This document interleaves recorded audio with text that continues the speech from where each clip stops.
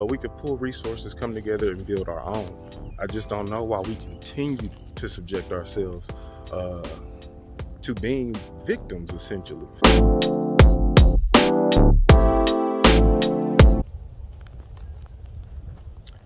Hey, welcome back, family.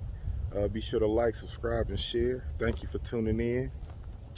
Just wanted to actually share something with y'all, ask something to y'all. I had a question that's been on my mind lately a lot, and I, for the life of me, can't figure it out. And yeah, with just, like some insights, some feedback, some thoughts. Maybe it provokes a thought for you or something. But why do we, as black people, struggle so hard with the idea of just creating our own institutions?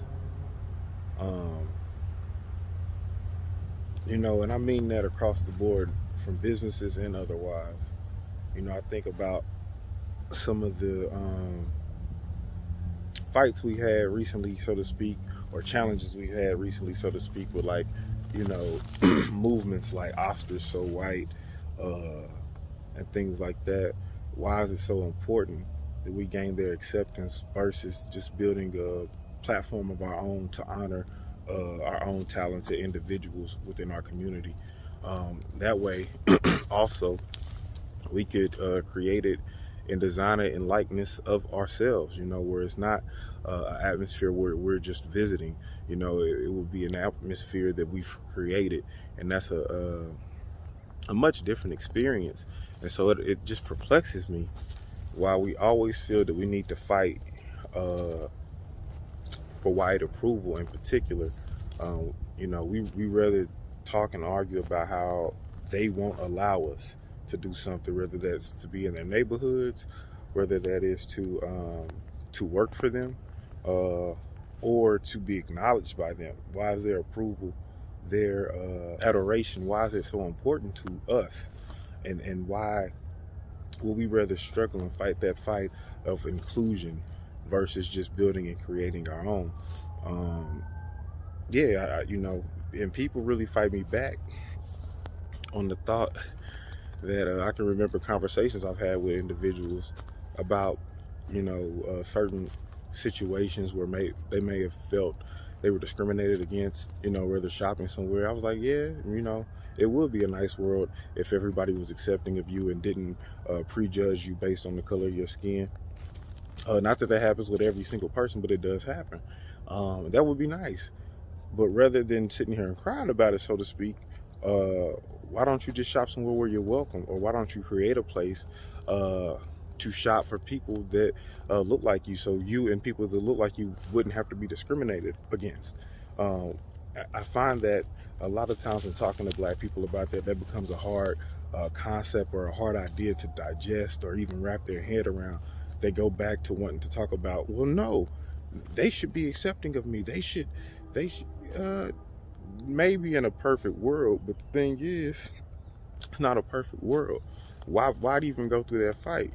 Life could be a lot calmer and easier if you just created a space for people like you, that you could acknowledge them if that's what your agenda was to do. You could provide for them if that's what your agenda was to do, whether that be employment or supplies or whatever the case may be. But you wouldn't have to go through this system of racial oppression. In a previous video of mine, I literally said that in a lot of cases, we expose ourselves to racism because we are dependent upon a lot of institutions that are owned by other cultures. It's not just white people. Even in our neighborhoods, there's a lot of Middle Eastern people that own businesses. There's a lot of Asian people that own businesses. There's a lot of people of other just communities, many communities, and nothing particularly against any of them. I'm just saying that we are so dependent on other cultures versus being producers ourselves. We're just consumers. We just consume things. We don't produce. What do we bring to the world? What do we sell? A lot of people will try to argue like culture and things like that, or even hip hop or music, but you don't own that. You don't own the distribution of it. You don't own many pieces of it, although you are the main creator, or you are the sole creator and main contributor. That you don't own it, and that's why you find so many artists.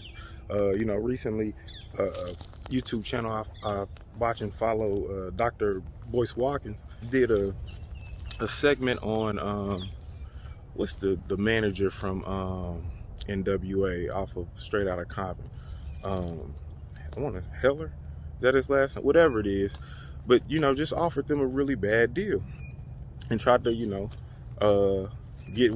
was able to successfully get all of them except for Cube to buy into what he was trying to sell, some money in a car, and not ownership, and not even owning something you created. What that sound like? And I know that we haven't been properly educated, but now a lot of us have been exposed, a lot of us have been educated, and we just got to do more. Even with our schools, for our children, we talk about all these things. We talk about how some of them are discriminated against, yet we don't create schools. We sit and try to fight a system that we've learned and seen is not for us. With all those people, with all of us, we could pull resources, come together, and build our own. I just don't know why we continue to subject ourselves to being victims, essentially. There's no power and nobility in that, and so please, I'm asking y'all if y'all can share some insight. What are your thoughts? What has your experience been, or what have you seen with this? Or do you totally disagree with me? But yeah, I'm just curious to know. Short video. I thank y'all for tuning in. Be sure to share, like, and subscribe. I'll see y'all on the next one. Peace.